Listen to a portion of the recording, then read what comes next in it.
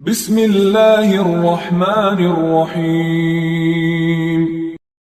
یحییٰ بن سعید نے بیان کیا کہ میں نے ابو الحباب سعید بن یسار سے سنا، انہوں نے کہا کہ میں نے ابو ہریرہ رضی اللہ عنہ سے سنا، انہوں نے بیان کیا کہ آن حضرت صلی اللہ علیہ وسلم نے فرمایا کہ مجھے ایک ایسے شہر میں ہجرت کا حکم ہوا ہے جو دوسرے شہروں کو کھا لے گا، یعنی سب کا سردار بنے گا۔ منافقین اسے یثرب کہتے ہیں لیکن اس کا نام مدینہ ہے۔ وہ برے لوگوں کو اس طرح باہر کر دیتا ہے جس طرح بھٹی لوہے کے زنگ کو نکال دیتی ہے۔ صحیح بخاری حدیث نمبر 1871۔ عمرو بن یحییٰ نے بیان کیا، ان سے عباس بن سہل بن سعد نے اور ان سے ابو حمید سعدی رضی اللہ عنہ نے یہ بیان کیا کہ ہم غزوہ تبوک سے نبی کریم صلی اللہ علیہ وسلم کے ساتھ واپس ہوتے ہوئے جب مدینے کے قریب پہنچے تو آپ صلی اللہ علیہ وسلم نے فرمایا کہ یہ طابہ آ گیا۔ صحیح بخاری حدیث نمبر 1872۔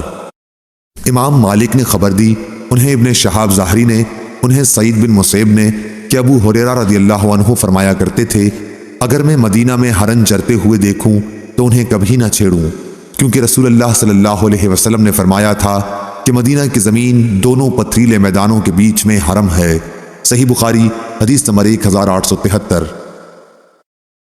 سعید بن مسیب نے خبر دی، ان سے ابو ہریرہ رضی اللہ عنہ نے کہا کہ میں نے رسول اللہ صلی اللہ علیہ وسلم سے سنا، آپ صلی اللہ علیہ وسلم نے فرمایا کہ تم لوگ مدینہ کو بہتر حالت میں چھوڑ جاؤ گے، پھر وہ ایسا اجاڑ ہو جائے گا کہ پھر وہاں وحشی جانور، درند اور پرند بسنے لگیں گے، اور آخر میں مدینہ کے 2 چرواہے مدینہ آئیں گے تاکہ اپنی بکریوں کو ہانک لے جائیں، لیکن وہاں انہیں صرف وحشی جانور نظر آئیں گے۔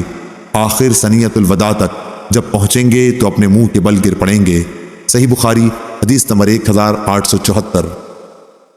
امام مالک نے خبر دی، انہیں ہشام بن عروہ نے، انہیں ان کے والد عروہ بن زبیر نے خبر دی، انہیں عبداللہ بن زبیر رضی اللہ عنہ نے اور ان سے سفیان بن ابی زہیر رضی اللہ عنہ نے بیان کیا کہ میں نے رسول اللہ صلی اللہ علیہ وسلم سے سنا کہ آپ نے فرمایا کہ یمن فتح ہوگا تو کچھ لوگ اپنی سواریوں کو دوڑاتے ہوئے لائیں گے اور اپنے گھر والوں کو اور ان کو جو ان کی بات مان جائیں گے سوار کر کے مدینہ سے واپس یمن کو لے جائیں گے۔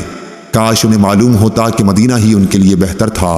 اور عراق فتح ہوگا تو کچھ لوگ اپنی سواریوں کو تیز دوڑاتے ہوئے لائیں گے اور اپنے گھر والوں کو اور جو ان کی بات مانیں گے اپنے ساتھ عراق واپس لے جائیں گے۔ کاش انہیں معلوم ہوتا کہ مدینہ ہی ان کے لیے بہتر تھا۔ صحیح بخاری حدیث نمبر 1875۔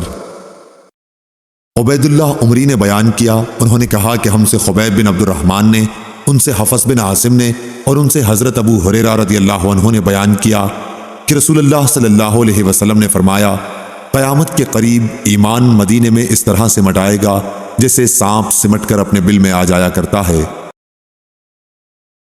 فضل بن موسیٰ نے خبر دی، انہیں جعید بن عبد الرحمن نے اور ان سے عائشہ رضی اللہ عنہا نے فرمایا کہ میں نے سعد بن ابی وقاص رضی اللہ عنہ سے سنا تھا، انہوں نے بیان کیا کہ میں نے نبی کریم صلی اللہ علیہ وسلم سے سنا تھا کہ آن حضرت صلی اللہ علیہ وسلم نے فرمایا تھا کہ اہل مدینہ کے ساتھ جو شخص بھی فریب کرے گا وہ اس طرح گھل جائے گا جیسے نمک پانی میں گھل جایا کرتا ہے۔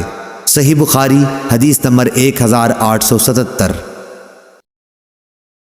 عروہ نے خبر دی اور انہوں نے اسامہ بن زید رضی اللہ عنہ سے سنا کہ نبی کریم صلی اللہ علیہ وسلم مدینے کے محلات میں سے ایک محل یعنی اونچے مکان پر چڑھے، پھر فرمایا کہ جو کچھ میں دیکھ رہا ہوں کیا تمہیں بھی نظر آ رہا ہے؟ میں بوندوں کے گرنے کی جگہ کی طرح تمہارے گھروں میں فتنوں کے نازل ہونے کی جگہوں کو دیکھ رہا ہوں۔ اس روایت کی مطابقت معمر اور سلمان بن کثیر نے زہری کے واسطے سے کی ہے۔ صحیح بخاری حدیث نمبر 1878۔ ابراہیم بن سعد نے بیان کیا، ان سے ان کے والد نے، ان سے ان کے دادا نے اور ان سے ابو بکرہ رضی اللہ عنہ نے بیان کیا کہ نبی کریم صلی اللہ علیہ وسلم نے فرمایا مدینے پر دجال کا رعب بھی نہیں پڑے گا۔ اس دور میں مدینے کے 7 دروازے ہوں گے اور ہر دروازے پر 2 فرشتے ہوں گے۔ صحیح بخاری حدیث نمبر 1879۔ نعیم بن عبداللہ المجمر نے بیان کیا اور ان سے حضرت ابو ہریرہ رضی اللہ عنہ نے بیان کیا کہ رسول اللہ صلی اللہ علیہ وسلم نے فرمایا مدینے کے راستوں پر فرشتے ہیں، نہ اس میں طاعون آ سکتا ہے نہ دجال۔ صحیح بخاری حدیث نمبر 1880۔